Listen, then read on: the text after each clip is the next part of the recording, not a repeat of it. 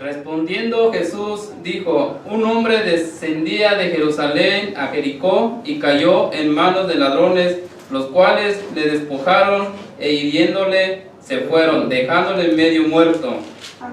Aconteció que descendió un sacerdote por aquel camino, y viéndole, pasó de largo. Asimismo, una levita llegando cerca de aquel lugar y viéndole, pasó de largo. Pero un samaritano que iba de camino vino cerca de él, y viéndole, fue movido a misericordia. Y acercándose, vendó sus heridas, echándoles aceite y vino, y poniéndole en su cabalgadura, lo llevó al mesón y cuidó de él. Otro día, Artemises sacó 2 denarios y los dio al mesonero, y le dijo: cuídamelo, y todo lo que gastes de más, yo te lo pagaré cuando regrese. ¿Quién pues de estos tres te parece que fue el prójimo de que cayó en manos de los ladrones? Él le dijo: el que usó de misericordia con él. Entonces Jesús le dijo: ve y haz tú lo mismo. Él dijo, el que usó de misericordia. Entonces Jesús le dijo: ve y haz tú lo mismo. ¿Cómo decirlo? Para que no se oiga feo. Muchos creen, hermanos, que la parábola del buen samaritano está escrita para que nosotros vayamos y ayudemos a las personas necesitadas. Esa es la creencia popular. Los pastores, los siervos de Dios, inclusive grandes filántropos. ¿Saben qué es un filántropo? Un licántropo es diferente. Un licántropo es un hombre lobo, pero un filántropo es una persona que se dedica a ayudar a los pobres. La filántropo más famosa del mundo se llamó la Madre Teresa de Calcuta. ¿Escucharon sobre ella, no? Sí. Hubo otro filántropo muy famoso que se llamó Martin Luther King.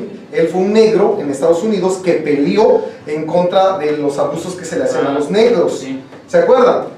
Ahora, Martin Luther King, lo que muy pocos saben de él es que era bautista. Era como nosotros, era totalmente bautista Martin Luther King. Y Martin Luther King fue el único bautista que se ha ganado un premio Nobel de la Paz por haber ayudado a los negros. O sea que los bautistas también tenemos un premio Nobel. Y la Madre Teresa de Calcuta se ganó también el premio Nobel. Y hubo otro filántropo llamado Mahatma Gandhi, que fue el que ayudó. Era como el Miguel Hidalgo, pero de los hindús. Entonces, Mahatma Gandhi es muy reconocido a nivel internacional porque luchó por los derechos de los hindús, por la independencia de los hindús. Ellos tres, tanto la Madre Teresa, que era católica, como Martin Luther King, que era bautista, y como Mahatma Gandhi, que era hinduista, los tres dijeron que esta parábola es la más grande parábola de la historia. La Madre Teresa de Calcuta dijo que en la esencia de Dios y el corazón de Dios estaba en esta parábola, porque habla de una persona que es herida y otra persona lo ayuda. Luther King dijo, si no mal recuerdo, dijo que si todos viviéramos como lo dice la parábola, no habría guerras en el mundo. Y no me acuerdo cuáles fueron las palabras exactas de Mahatma Gandhi, pero creo que él dijo que eran las palabras mayores de toda la literatura humana. Así dijo. Él, aunque no creía en Dios, Mahatma Gandhi, no creía en Jesús así como nosotros, pero él dijo: es la más grande historia jamás contada, dijo Gandhi. Ahora, ellos tres no entendieron la razón de la parábola, y a mí me es triste pensar que siervos de Dios que estudian la palabra de Dios, cristianos que tienen años, tampoco entienden el verdadero sentido de la parábola. ¿Por qué? ¿Por qué la confusión en la parábola? Porque todos piensan que estas parábolas de Lucas, que vamos a estudiar a partir de este día, piensan que son iguales que las de Mateo. El sembrador salió a sembrar, ¿se acuerdan?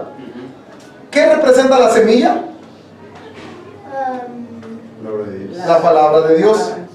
¿Qué simboliza la tierra? El corazón de las personas. ¿Quién es el sembrador? El que predica. En este caso yo soy el sembrador.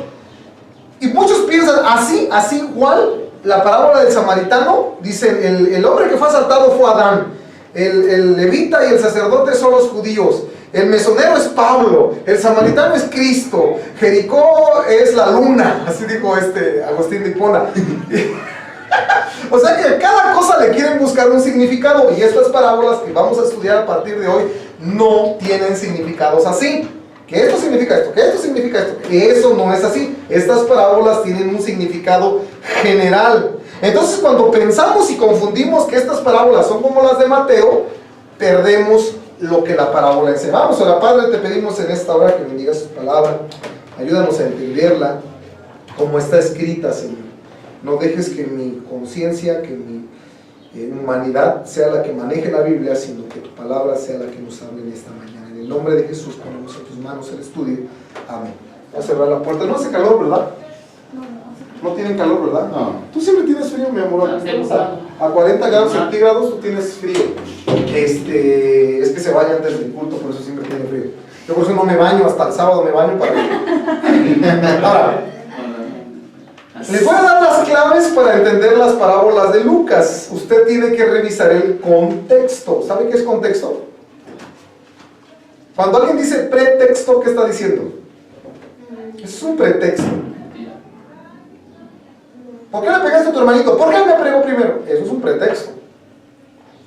¿Nunca habías analizado ese pretexto?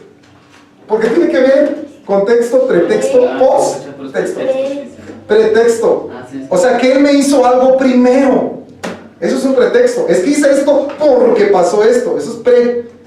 Contexto significa lo que está adelante y lo que está atrás. Para entender las parábolas de Lucas, que se llaman típicas o tipológicas, pero a mí me gusta más la palabra típicas. En español, típica significa como, eso es muy típico, pero en la Biblia, bueno, en lo que nosotros estudiamos no significa eso. Significa que las parábolas, esta parábola representa algo, representa una verdad. Se le llama en la Biblia tipo, así se le llama. Es como un tipo, pero no es un tipo de los tipos. Es un tipo que es como un simbolismo. Por ejemplo, que yo diga, a ver, un tipo común en la cultura mexicana. Un tipo. El águila en la bandera. Eso es un símbolo. El color verde es un símbolo. O sea, ellos representan algo, ¿me explico? Por eso estas parábolas las llamamos típicas, porque representan a algo. En lugar de símbolo, tipo. Ándele. Lo que pasa es que un símbolo es diferente a un tipo, pero es más o menos igual. Pero es un tipo. Estas parábolas son típicas y son también evangélicas. Las parábolas que analizamos antes, evangélicas, ¿sí se escribe así evangélicas? ¿Sí, verdad? Sí. Las parábolas que analizamos hasta la semana pasada eran simbólicas y eran judiciales. ¿Por qué judiciales? Porque Jesús condenaba o hacía un juicio sobre sus oyentes. En estas parábolas que vamos a analizar ahorita, no. Estas parábolas, en vez de ser judiciales, como que Jesús está regañando, Jesús está enseñando una verdad del Evangelio. La gracia, la misericordia, el amor de Dios, la verdad, son lo que se expresa. En las otras no. En las otras hablaba más que nada de juicios. Ahorita va a hablar de cosas positivas, no de cosas tan negativas. ¿Me explico o no me explico? ¿O creo que se hicieron bolas? No. Las parábolas típicas. Esta es la primera parábola que aparece como típica. Para entender vamos a ver el contexto. Estas parábolas no las podemos aplicar como sea porque podemos cometer errores. Lo que hay que ver es a quién se lo dijo y por qué se lo dijo. ¿Ok? ¿A quién se lo dijo y por qué se lo dijo? Vamos a ver versículo 25, por favor. Ahí Lucas 10. He aquí un intérprete de la ley, un graduado de Montesión, se levantó y dijo para probarle: Maestro, ¿haciendo qué cosa heredaré la vida eterna? A ver, déjenme preguntarles algo. ¿Este hombre creía que se podía salvar por la fe? No. No. Él creía que la salvación era por sus obras. Ándale, así. Por eso dice, ¿haciendo qué cosa? Y cualquier otra iglesia diría, pues ven a la iglesia, da el diezmo, bautízate, deja de chupar, deja de fumar y ven tan fiel, y si Cristo viene y no estás en la iglesia, vas al infierno, hijo del diablo, pecado. Eso diría cualquier iglesia. ¿Qué diría un bautista fundamental? No tienes que hacer nada, porque tienes que poner tu fe en Cristo. Eso diría un bautista fundamental. ¿Pero qué dijo Jesús? Dice, él le dijo, o sea Jesús, ¿qué está escrito en la ley? ¿Cómo lees? Aquel respondiendo dijo, amarás al Señor tu Dios con todo tu corazón y con toda tu alma y con todas tus fuerzas y con toda tu mente, y a tu prójimo como a ti mismo. Él le dijo: bien has respondido, haz esto y vivirás. ¿Salvación por obras? Parece ser así. Sí, sí. A ver, ¿cuál es la clave para entender esta confusión? Porque alguien va a decir, ya ves, Jesucristo dice que te tienes que salvar por obras. Ahí dice, que cumplas la ley de Dios. Ahora vamos a ver esos mandamientos acerca de qué importantes son, pero vean otra vez versículo 25, por favor. Y aquí un intérprete de la ley se levantó y dijo, ¿para qué? Probarle. Entonces es la palabra clave, hermanos. ¿Por qué Jesús le respondió a este hombre de esa manera? Porque este hombre quería probarle. Probarle nada más. A ver qué tan pipiris nice era el Señor. Yo creo que, pues a ver si es cierto. A ver, ahora vamos a ver una pregunta difícil. ¿Haciendo qué cosa? No lo está diciendo con buena intención, fíjese. Su intención es hacer quedar mal a Jesús. ¿Sí lo nota? O sea, quiere hacer. Entonces Jesús lo que hace es meterse en su propio juego. Y dice, vamos a ver si es cierto. Lo mismo le hizo al joven rico. El menso llegó y dijo, Señor, ¿qué puedo hacer para ganarme la vida eterna? Y dice, cumple los mandamientos, vales, y esto. Y dice, sí, ya los cumplí, dijo el joven rico. Y Jesús se mete en su propio juego. Entonces, pero es importante analizar esto. Fíjese, dice el versículo 27, aquel respondiendo dijo, amarás al Señor tu Dios con todo tu corazón y con toda tu alma y con todas tus fuerzas y con toda tu mente, y a tu prójimo como a ti mismo. Fíjese, esos son dos mandamientos. Y esos están en la ley. No vamos a ver a las citas ahorita, pero eso está, amar a Dios con todo el corazón está en Deuteronomio 6.5. Y amar al prójimo está en Levítico 19.10. Están en la ley de Moisés. Pero vamos a Marcos, aquí atrásito de Lucas está Marcos. Vamos a Marcos capítulo 12, por favor. Marcos 12:28. Amén. Dice, acercándose uno de los escribas, este es otro experto de la ley, que los había oído disputar y sabía que les había respondido bien, le preguntó, ¿cuál es el primer mandamiento de todos? Hay 613, pero ¿cuál es el primero? Jesús le respondió, el primer mandamiento de todos es, oye Israel, el Señor nuestro Dios, el Señor uno es. Y amarás al Señor tu Dios con todo tu corazón y con toda tu alma y con toda tu mente y con todas tus fuerzas. Este es el principal mandamiento. Y el segundo es semejante. Amarás a tu prójimo como a ti mismo. No hay otro mandamiento mayor que estos. No hay otro mandamiento mayor que estos, fíjese. Entonces el escriba le dijo, bien maestro, verdad has dicho que uno es Dios y no hay otro fuera de él. Y el amarle con todo el corazón, con todo el entendimiento, con toda el alma y con todas las fuerzas, y amar al prójimo como a uno mismo, es más que todos los holocaustos y sacrificios. Ahora, déjeme preguntarle esto. Este es el principal mandamiento, y dice Jesús, no hay otro mayor mandamiento que este. Significa que no solo es el principal mandamiento, también significa que es el más grande mandamiento de todos. Estos dos son los más grandes mandamientos. Si son los más grandes mandamientos, entonces romperlos sería el más grande pecado. Porque hay gente que piensa, si yo mato es un pecado muy feo. Espérame, pero aquí dice que si no amas a Dios, bueno, aquí dice que debes amar a Dios y que ese es el mayor mandamiento. Es más grande amar a Dios que el mandamiento de no matar o no adulterar. ¿Sí me explico? A ver, no los veo convencidos. Este es el mayor mandamiento. Hay uno que dice no matarás. ¿Qué es mayor? ¿Amar a Dios o no matar? Amar a Dios. Esto es mayor. Jesús lo está diciendo. Entonces, ¿qué es más pecado? ¿Matar o no amar a Dios? El más pecado es no amar a Dios. Ahora, todos los pecados decimos que son iguales. Pero hay gente que los ve diferentes. Dice, no, es que si tú matas o si tú adulteras, eso es horrible. Espérese, no amar a Dios es peor que matar. Ahora déjeme preguntarle, ¿usted lo ama con todo su corazón, con toda su alma, con toda su mente y con todas sus fuerzas? No me responda. Respóndase a esta pregunta. Si ahorita Dios viene y le dice, vende todo lo que tienes y dalo a los pobres y vete a predicar a la India, ¿usted lo haría? Si lo duda, si usted lo está dudando, significa que no. ¿Por qué? Porque una muchacha cuando está bien enamorada del chavo, está feo, está gordo, orejón, frentón, narizón, cachetón. Pero a la muchacha no le importa, o sea, ella lo ve guapo y ella lo ama. Y le dice, vámonos a la carpa, ahí viene la mesa. ¿Por qué? Porque me amaba, ¿sí me entiendes? ¿Sí me explico? Si una muchacha ama a alguien, no importa cómo esté, lo sigue a donde vaya. Usted entonces no ama a Dios con todo su corazón, alma y mente. Me voy a ser bien sincero, yo nunca he amado a Dios con todo mi corazón, alma, mente y fuerza, ni siquiera 5 minutos de mi vida. Pues nadie, ¿no? Nadie. ¿Por qué le estoy diciendo esto? Porque era la intención que tenía Jesús con el fariseo ese, con el... ¿Qué ves en la ley?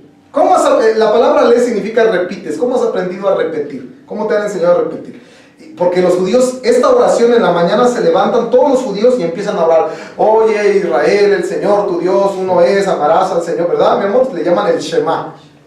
Y todos los judíos lo repiten. Cuando se duermen y cuando se levantan, todos desde niñito les enseñan a repetir esa oración, ese mandamiento. Entonces Jesús le dice, a ver, ¿cómo lees? Y él se le prendió fuego y dijo, amarás al Señor tu Dios y amarás a tu prójimo como a ti mismo. Entonces Jesús le dice, qué bien respondiste, haz eso y vas a tener vida eterna. Y él dice, charros, pero yo no amo a Dios con todo mi corazón, yo no amo a mi prójimo como a mí mismo. Hermano, nadie ama al prójimo como a sí mismo. Nadie lo ama. Nadie ama a Dios con todo. La gente ama esto con todo el corazón, con toda el alma, con toda la mente y con todas las fuerzas. Porque si nos dan una de estas, corriendo. Si nos dicen, mira, ven todo lo que tienes y vete a la India porque tengo unos millones y millones de dólares y vamos. Pero si nos dicen, ve a predicar, no vamos. Vas al voto, ¿no? Ándale, no, te despensa tu chamarra y tu gorra y vente tu voto. Hermano, es bien sencillo. Nadie puede cumplir ese mandamiento al pie de la letra. Nadie. Ahora, hay gente que sí ha vendido todo lo que tiene y lo ha dado a los pobres y han seguido a Jesús. Pero aún dice la Biblia que nuestras buenas obras son como trapo de inmundicia, así dice. O sea, nuestras buenas obras no pueden agradar a Dios porque somos pecadores. Ahora, la pregunta es, mejor vamos a regresar a Lucas. Está adelantito. Lucas 10. Versículo 28. Amén. Y le dijo, bien has respondido, haz esto y vivirás. Pero él, queriendo justificarse a sí mismo, dijo a Jesús, ¿y quién es mi prójimo? ¿Sí ven su hipocresía? ¿Sí lo ven? O sea, dice, Jesús le dio la torre con ese versículo. Jesús se metió a su propio juego, lo venció, y para hacerse el despistado, el que se quería justificar, dice, bueno Jesús, ¿y quién es mi prójimo? ¿Por qué dijo eso? Porque a los judíos les ha costado mucho esa pregunta. A través de los siglos, los judíos siguen preguntándose quién es mi prójimo. A ver, imagínese, hermano Elías, que usted es judío, su familia es judía, y vienen los güeros alemanes, y agarran a toda su familia de usted, y los llevan a una cárcel donde los obligan a trabajar. Los separan, desde que llega a sus hijas y a su esposa, la llevan a una cárcel, a usted a otra cárcel, con Freddy. Y si Freddy no puede trabajar, lo agarran y le dicen, vente, te vas a bañar, y lo meten a una cámara de gas, donde les echan gas para que los maten a los niños. Y a usted lo hacen trabajar 18 horas al día, y le dan de comer bien poquito. A usted la ponen a trabajar, y de la piel de su hijo, lo ponen a hacer botones, y de la grasa de su hijo, lo ponen a hacer jabones. Y usted dice, ¿por qué me están haciendo esto? Y le dicen, porque usted es judío, y te odiamos por ser judío. ¿Tú puedes amar a alguien que te odie de esa manera? ¿Cómo un judío puede decir que un nazi es su prójimo? ¿Cómo un judío puede decir que un musulmán, los musulmanes creen, los pastores musulmanes le dicen, los sacerdotes musulmanes le dicen a la gente, si tú matas a un judío o matas a un cristiano, te vas a ganar el cielo? ¿Cómo un judío puede decir que un musulmán que lo asesina es su prójimo? Esa pregunta ha sido siempre de los judíos: ¿quién es mi prójimo? Porque todo el mundo los ha querido matar. Cierto. Cuando Jesús dijo esto, no había musulmanes y no había nazis, había samaritanos. Y se odiaban igual entre ellos. Tanto judíos como samaritanos no se llevaban, se odiaban. Por eso Jesús cuenta esta parábola del buen samaritano. Entonces ya está el contexto. ¿Cuál es el contexto? Que Cristo se lo está diciendo a un hombre. Esta parábola es una respuesta. ¿Y quién es mi prójimo? Entonces Jesús cuenta esta historia. Vamos a verla poco a poco. Versículo 30. ¿Sí están comprendiendo, hermanos? Sí. Amén. Vamos a ver. Respondiendo Jesús dijo: un hombre descendía de Jerusalén a Jericó y cayó en manos de ladrones, los cuales le despojaron, e hiriéndole se fueron, dejándole medio muerto. ¿Ha visto usted a alguien así? Que lo asaltan y lo dejan medio muerto. ¿Lo ha visto? Bueno, yo dejé así. ¿Usted? Ay, ahora sí me hizo reír. Ay, me dolió mi dedo. Usted les pegaba bien feo, pero no lo robaba también. Bueno, 31. Yo sí he visto gente. ¿Tú has visto gente así que los tiran en la calle? Pero bueno, yo sí he visto, a mí sí me ha tocado. Dice el 31: aconteció que descendió un sacerdote por aquel camino y viéndole, ¿qué dice? Pasó. ¿Sabe qué significa esa palabra pasó? Se pasó. Pues. Esa palabra griega, nosotros decimos pasó así como que se fue, pero esa palabra griega, como la Biblia está en griego y las palabras son muy profundas, significa que no solamente pasó de largo y lo ignoró, significa que lo vio y se alejó lo más que pudo. Entonces hasta por acá y se fue. Eso es lo que significa la palabra. Y era un sacerdote, era un siervo de Dios. Se supone que el sacerdote es para que se acercara y dijera: ay, pobrecito, pero no, al contrario, lo dijo: ay, chusma, chusma, y se fue. Miren lo que dice el 32, era como si fuera el pastor de la iglesia. Asimismo vino el Esteban, un levita, porque eso eran los levitas, eran como los ayudantes del templo, no eran sacerdotes. Llegando cerca de aquel lugar y viéndole, ¿qué dice? Pasó de Se fue. largo. O sea, este cuate es un judío al que agarraron y le pegaron y lo van a tirar. Es un judío. Y los propios judíos, su propio sacerdote y su propio levita lo ignoran. Miren el 33. Ay, yo me imagino ahí cuando Jesús le dio la llaga de los judíos. Pero un samaritano que iba de camino vino cerca de él y viéndole fue movido a misericordia. ¿Se ha lastimado alguna vez usted? ¿Se ha raspado? Y luego alguien va y le toca ahí. ¡Ay, cómo duele! Pues yo creo que así le hicieron los judíos que estaban escuchando. Era una llaga esa que tenían con los samaritanos, ¿eh? Era como una herida. Y luego Jesús dice: vino un sacerdote y lo ignoró, vino un levita y lo ignoró. Y luego dice: vino un samaritano. Entonces dijeron: no, pues el samaritano lo habrá matado de una vez. Y fue movido a misericordia. Y miren el versículo 34. Y acercándose, a diferencia de los otros hipócritas, y acercándose vendó sus heridas. Ahora, pregunta: ¿este señor era de la Cruz Roja y llevaba heridas ahí automáticamente en su mochila? No. ¿Sabe con qué le vendó las heridas, hermano? Con sus ropas. Yo creo que agarró su saco o algo y órale. Dice: le vendó sus heridas echándole aceite y vino. Y ahí vienen los pastores y dicen: el aceite es simbólico del Espíritu Santo y el vino simboliza la sangre de Cristo. Está diciendo: vete a ganar almas y trae a los heridos por el pecado. No está diciendo eso. Eso lo diría si estuviera en Mateo capítulo 13 o en Mateo capítulo 14. Aquí está hablándole a un intérprete de la ley, no le está hablando a los cristianos. ¿Me explico o no me explico? Sí. Ahora, yo no creo que un pastor es pecado que predique eso. Se puede predicar eso y yo se le van a ver en internet y yo me estoy metiendo un montón de broncas en internet. Gracias al hermano que compró la cámara, me estoy metiendo en bronca. Pero, hermanos, es que el detalle es que aquí no nos está hablando a los cristianos, le está hablando a un intérprete de la ley que cree que se va a salvar por obras. Por eso, ahora, ¿qué significa eso de aceite y vino? Mire, le voy a explicar, creo que ya se los he explicado, pero se los vuelvo a explicar y más ahora porque va a quedar registrado. El camino de Jerusalén a Jericó, si usted va ahorita, voy a orar un día al Señor para que nos mande a todos a Israel, imagínense, ir ahí a Jerusalén, ir ahí a Jericó, ay qué padre. Dicen los que han ido que todavía ese camino de Jerusalén a Jericó, todavía tú puedes caminar ahí en medio y puedes ver las montañas que tienen cuevas. Entonces dicen que era muy peligroso porque ahí en esas cuevas se escondían los rateros y cuando veían pasar algo, ¡pum!, les caían encima. Era muy peligroso. Ahora, cuando alguien estaba en Jericó, lo que hacía con su dinero en efectivo, me urge ir a Jerusalén, ¿qué hace? Ya sé, entonces agarraban su dinero en efectivo y compraban aceite y compraban vino. Se lo llevaban cargando en su burrito y cuando llegaban a Jerusalén, agarraban ese vino y agarraban ese aceite y lo revendían para recuperar su dinero. Porque así los rateros, cuando los asaltaban, ¡arriba las manos! ¡Cállese con todo! Bueno, pero es que no traigo dinero, nada más traigo aceite y traigo vino. Si lo quieres cargar, pues allá tú.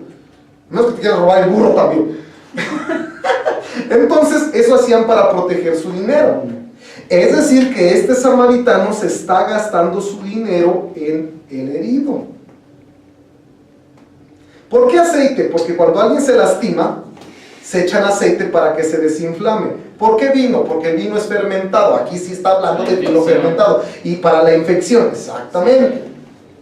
Se está gastando su dinero. Dice, y poniéndolo en su cabalgadura. ¿Qué es una cabalgadura? Caballo. De un caballo. Ahora, obviamente, yo creo que era un burrito. Pero puede ser un caballo, ¿no? Ahora, en mi pueblo le dicen montura. Ah, sí, también. Arriba de la silla. Ajá, dice que lo puso en la silla. Ok, él venía sentado en su caballo, en su burrito. Y ahora tiene que caminar para darle su lugar al herido. Mire, lo llevó al mesón y cuidó de él. ¡Wow! Dice, otro día al partir, significa que se quedó toda la noche con él. Sí, me explico. O sea, dice que llegó y cuidó de él y al otro día cuando se partió, ¿qué es el mesón? Un hotel. Fíjese, él llega, lo pone ahí en la cama, yo qué sé, y se queda toda la noche cuidándolo. Ahora pregunta, ¿usted cree que era su conocido? No. ¿Era su amigo, su familia? No. Era su enemigo. Enemigo. Pero si te amarás a tu prójimo. Y yo creo que agarraba y decía, oye, tengo ganas de ir al baño, yo te llevo, no me puedo limpiar, yo te ayudo. ¡Ay, Dios mío! Yo con gusto voy a ayudar a mi papá cuando esté viejito y él esté en cama. Sí, pero es mi papá. Y si llega el momento en que me diga, hijo, me tienes que cambiar mi pañal, con gusto se lo voy a cambiar. Yo le decía a mamá, soy su hijo. Ya no debo decir esto en YouTube, pero ella me decía, no, hijo, es que me da pena contigo que tú me limpies. Digo, mamá, pues de ahí vengo. Y decía, ay, cállate, me decía. Y una vez, me acuerdo que una vez sí tuve que ayudarle, no bien, pero al que sí limpió bien a mi mamá fue mi hermano, él sí. Digo, mamá, a mí no me importa, cállese la boca, y la limpió. Pero es mi papá, es como dices, mi papá, con gusto. Pero por un extraño que te encontraste tirado en la calle, ¿quién lo haría? Mire, luego mire lo que dice, 35. Esta historia está tremenda. Sí. Mire, 35. Otro día al partir, sacó 2 denarios. Ese era el salario de 2 días. Y los dio al mesonero y le dijo, cuídamelo. Y todo lo que gastes de más, yo te lo pagaré cuando regrese.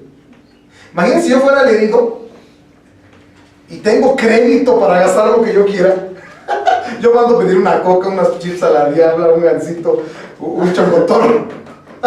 Porque él va a pagar. Y mire lo que dice, 36. ¿Quién pues de estos 3, o sea, el sacerdote, el levita o el samaritano, te parece que fue el prójimo del que cayó en manos de los ladrones? Mire el 37. Él dijo, el que usó de misericordia con él. No se atrevió a decir samaritano. Fíjese, qué hipócrita este. Entonces Jesús le dijo, ve y haz tú lo mismo. Ahora, ¿te está diciendo a ti que hagas lo mismo? ¿Qué piensas, Esteban? ¿Nos está diciendo a nosotros que hagamos lo mismo? Sí. ¿Tú qué piensas, Isabel? Entonces, si no lo hacemos, estamos en pecado. Vamos a hacer esto, vamos a salir ahorita y cada quien se lleva un drogadito a su casa. ¿La que se cayó? Ah. Vamos allá a la calle de hermano Elías, allá arribita, hay muchos, hay para escoger. Escuche bien lo que le voy a decir. Esto no nos está diciendo a nosotros, se lo está diciendo al intérprete de la ley que creía que se iba a salvar por obras. Gracias, Señor. Pero yo sí tengo que amar a mi prójimo como a mí mismo. ¿Es posible amar a mi prójimo? Ah, sí, el que usó de misericordia con él. Fíjese, ni siquiera dijo samaritano, no dijo, nada más dijo el que usó de misericordia. no dijo el samaritano, porque él le daba coraje, yo creo decir. Sí, ya lo he visto. Ahora, ¿qué significa amar al prójimo como a mí mismo? Así como yo me amo, debo de amar a los demás. Es decir, si yo tengo aquí en mi cartera 400 pesos y yo amo a mi prójimo, yo le tendría que dar a mi prójimo bueno, pero digamos que este es un mundano pecador. Le doy 200 pesos. ¿Me quedé con cuánto? 200. Entonces veo a Carmen y digo, híjole, pues la tengo que amar como a mí mismo. Entonces le doy 100. ¿Me queda cuánto? 100. Entonces veo a Isabel y digo, ni modo, la tengo que amar como a mí mismo. ¿Cuánto le doy? 50. 50. Luego veo a Elías, ¿cuánto me queda? 25. Luego veo a Liz, ¿cuánto me queda? 12.50. Luego veo a la hermana, ¿cuánto me queda? 6. Después ya no. ¿Usted puede amar a su prójimo como a yo no? No, nadie. Dame mi dinero. Nadie. Entonces, hermano, fíjese, la intención de esta parábola.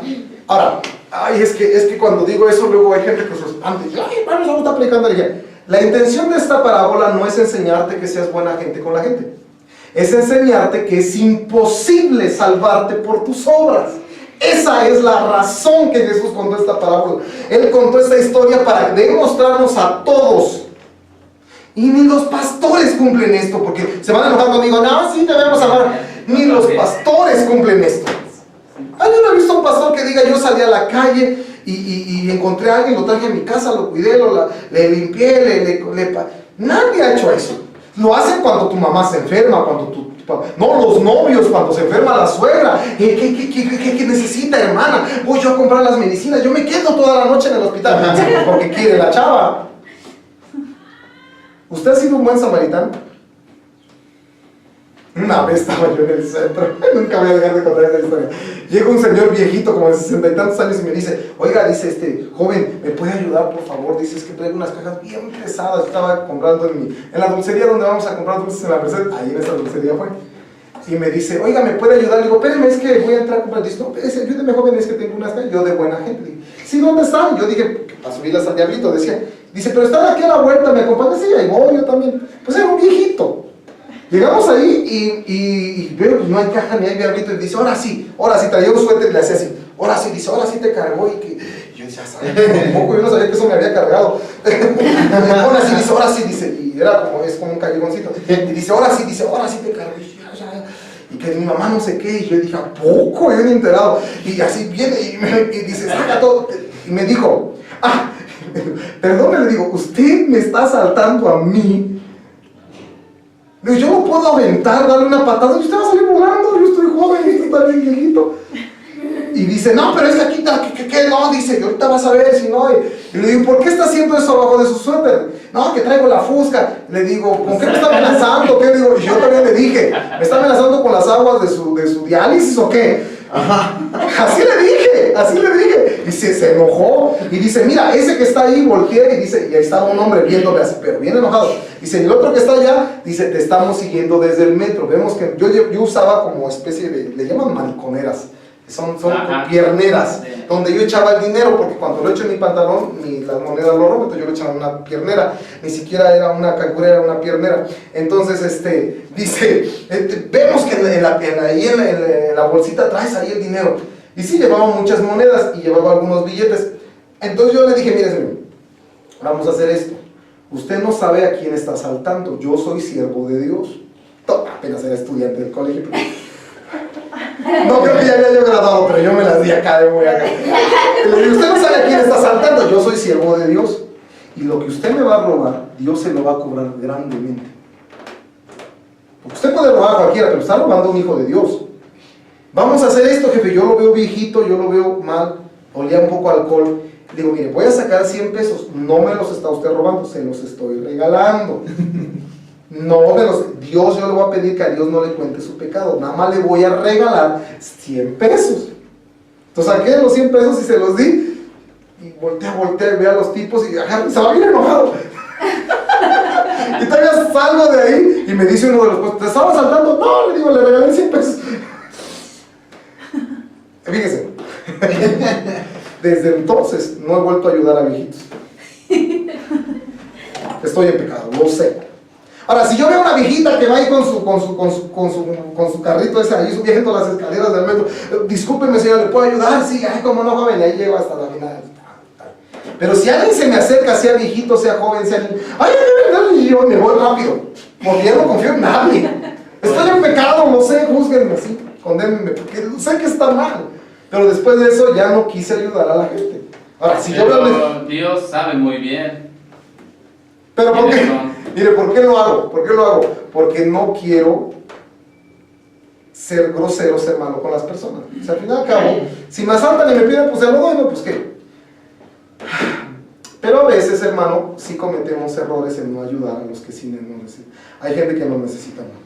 Yo amo mucho a Isabel y la aprecio mucho porque ella tiene un buen corazón. Cuando ella ve un necesitado, se le rompe su corazón. A veces estamos comiendo tacos en una esquina y un vagabundo se nos queda abierto, así con un hambre. Yo sé que si le doy dinero va a ir por su droga. Isabel dice, mira, llámalo y pídele unos tacos. Le digo, pida 2 tacos, jefe. Y dice, me da 2 tacos ¿de qué se lo doy? Y dice, y así desesperado, así hambriento. Y hermanos, miren, si puede ayudar a algo, hágalo. Puede ayudar a alguien, dele. Ayude a la gente, eso nos manda el Señor. Si necesita traer a alguien a su casa y que duerma ahí con usted. Eso ya es otro nivel, ¿verdad? Todos, mi esposa. Eso es lo que hizo el samaritano. ¿Ya ven cómo nos cuesta? Sí. Miren Romanos capítulo 13. Y miren lo que dice Romanos 13. Porque digo, ayuden a los pobres. Sí, amén. Traigan a su casa. Todos hicieron Pero eso. ¿qué tal pasa cualquier cosa con mis hijas? Así no lo meto. ¿Verdad? Pues no. ¿Verdad? Sí, pues sí, porque aquí nadie es No perfecto. podemos confiar en nadie. Puede Imagínese. cometer un error, aunque es un hermano igual. Ándele, si es el Stevie, cuidado con ese Stevie. Romanos 13, y vamos a ver el versículo 8. O 18. No debáis nada, no debas a Coppel nada, digo a nadie nada. Romanos 13, 8, me estoy predicando, me estoy predicando. Romanos 13, 8, ya lo tiene, dígame amén. Dice, no debáis a nadie nada, sino el amaros unos a otros, porque el que ama al prójimo ha cumplido la ley. Porque no adulterarás, voy en Romanos 13, 9. 13, 9. Porque no adulterarás, no matarás, no hurtarás, no dirás falso testimonio, no codiciarás. Y cualquier otro mandamiento en esta sentencia se resume: amarás a tu prójimo como a ti mismo. El amor no hace mal al prójimo, así que el cumplimiento de la ley es el amor. Wow. Ay, si yo amo mucho a mi esposa, ¿ya cumplí la ley? No, nada más hay que amar a todos los prójimos, nada más a mi esposa. Hermanos, pregunta, ¿ustedes aman a sus padres? Usted ya no tiene a sus papis, obviamente, hermano Carlos. No, yo no conocí a mi papá, de hecho, ¿no? Nunca lo conoció. No. Y su mami sí la conoció. Sí. Ahora, yo me imagino, Isabel, que tú amas a tus papás. Yo me imagino, hermana, que usted ama a su mamá mucho. Tú amas a tus papás, ¿verdad? Yo te dije, donde me abandones al hermano y el viejito vas a ver morir por ti. Es que vemos a veces viejitos abandonados, estamos ganando almas, y volteo y veo a Liz y le digo, así va a estar el hermano Elías. No, dice. Yo creo que usted ama a sus papás, hermano. Ah, sí, claro. ¿Les haría daño? Si los ama. ¿Les robarían? ¿Los golpearían? Claro que no. Si tú amas al prójimo, es lo mismo. Así como amamos a nuestros padres, hay que amar a todos. Y si hacemos eso, cumplimos la ley. ¡Wow! Cumplimos todos los mandamientos con eso. ¿Por qué? Porque si yo amo al prójimo, no voy a adulterar con su hija, no voy a fornicar con su hija. Si yo amo al prójimo, dice, no voy a matarlo, no voy a matarle a alguien de su familia. Si yo amo al prójimo, no le voy a robar. Si yo amo al prójimo, no le voy a echar falso testimonio. Si yo lo amo, no lo voy a codiciar sus cosas, su mujer. Por eso dice, todos esos mandamientos se resumen en una cosa: ama a tu prójimo. Ame, hermano, aprenda a amar al prójimo, aprenda a sentir el dolor del prójimo. Por eso otra vez vamos a leer el 10. El amor no hace mal al prójimo, así que el cumplimiento de la ley es el amor. Ahora, vamos a regresar a la parábola, por favor. Lucas 10. Lucas 10.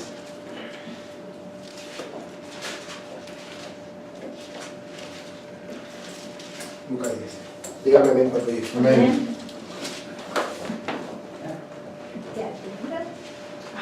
Terminar con esto. Versículo 37. Él dijo: el que usó de misericordia con él, Entonces Jesús le dijo, ve y haz tú lo mismo. Yo tengo que amar al prójimo, sí, pero no tengo que amarlo para ganarme la salvación. ¿Sabe a quién sí le está diciendo esto Jesús? A todos aquellos que crean que se van a salvar por obras. Si un católico dice, no, yo me voy a salvar si cumplo los 7 sacramentos, entonces Jesús le dice, haz esto. ¿Quieres salvarte con los sacramentos? Entonces ve, busca un herido, mételo a tu casa y sálvate. Al pentecostés que dice, yo puedo perder la salvación, entonces Jesús le dice, haz esto. Los pentecostales no hacen esto. No pierda, pues. Si no quieres perder la salvación, entonces haz esto. Sí. Al adventista que dice, yo me voy a salvar cumpliendo, yo no como puerco, yo guardo el sábado. Dice Jesús, haz esto entonces. Haz tú lo mismo. Sí, porque él estaba haciendo obras. Ajá, Ayudó. exacto. Ay, sí le dio el clavo, hermano, y le dio sus besotes hace rato. Y me dices cuando A ver, ¿y qué cree que el bautista fundamental independiente, que cree que se salva porque hace una oración y se bautiza, pero su vida no cambia, no hay un... Nada más lo único que hicieron fue cambiar de religión, porque siguen siendo los mismos chismosos, argüenderos, peleoneros. Cristo no ha hecho nada en su vida. A ese bautista que dice, sí, pues yo ya soy salvo, tengo seguridad de salvación, como no se pierde, me puedo ir a tomar con unas viejas. A ese también Jesús le está diciendo, haz esto y vivirás. Pero a los que creemos que vamos a ser salvos por fe, por gracia y no por obras, podemos descansar sabiendo que aunque no somos perfectos, vamos a ir al cielo. Algo aprendí de esta parábola. Amar al prójimo sí lo aprendí, pero no puedo llegar a ese nivel de amor. Lo que sí aprendí es no perder el tiempo con gente que cree que se va a salvar por obras. Jesús no perdió el tiempo. Cuando llegó Nicodemo y dijo, Señor, sabemos que vienes de Dios, luego Jesús cambió el tema y le dijo, si quieres entrar al reino, ¿cómo le dijo? Es cierto, te digo, el que no naciere de nuevo no entrará en el reino de los cielos. A la mujer samaritana le dijo, te voy a dar agua y vas a tener vida eterna. A él no le ofreció el nuevo nacimiento, a este no le ofreció el agua de vida. A este Jesús le cerró la entrada al cielo. ¿Por qué? Porque creía que se iba a salvar haciendo ¿qué cosa? Obras. Entonces cuando yo encuentro a alguien y le quiero predicar y se aferra, una señora, un día le enseñé Efesios 2.8, dice, no por obras, para que, Efesios 2.9, no por obras para que nadie se gloríe. Y la señora vio mi Biblia y dijo, sí es por obras, sí es por obras, sí. Digo, señora, pero ahí dice no por obras, sí es por obras, sí es por obras. Entonces, ¿sabe qué le debo decir? Haz esto y vivirás. ¿Y me ¿Le voy? enseñó? ¿Cómo? ¿Sí le enseñó también? ¿Así? Ahí. No, porque en ese entonces yo no sabía hacer eso, pero ahora ya lo voy a hacer. Ah, está bien, pues entonces enséñale ahí. Ajá, hoy en día cuando alguien me diga, ¿se puede perder la salvación? Ah, mira, ¿quieres guardarla? Ándale. Ve por un vagabundo, mételo a tu casa, cuídalo toda la noche, págale su hotel, dale de comer, y así vas a guardar tu salvación. Y así no pierdes. Hermano, van a venir con ustedes otra religión que va a decir, mira, Jesucristo dice que es por obras, y te van a dar ese versículo, y ya le vas a poder responder. ¿Cuántas le regalo mi bosque? Ya le vas, cuando te digan esta cita, ya viste aquí dice que ama a Dios y así te vas a salvar, ya le vas a saber responder. Haz esto y vivirás. Pues ya entendió la verdadera razón del buen samaritano. El buen samaritano no es el problema, aquí el detalle, bueno, más bien el buen samaritano no es el tema es salvación por fe, no por obras. Vamos a orar. Padre, te damos gracias por tu palabra.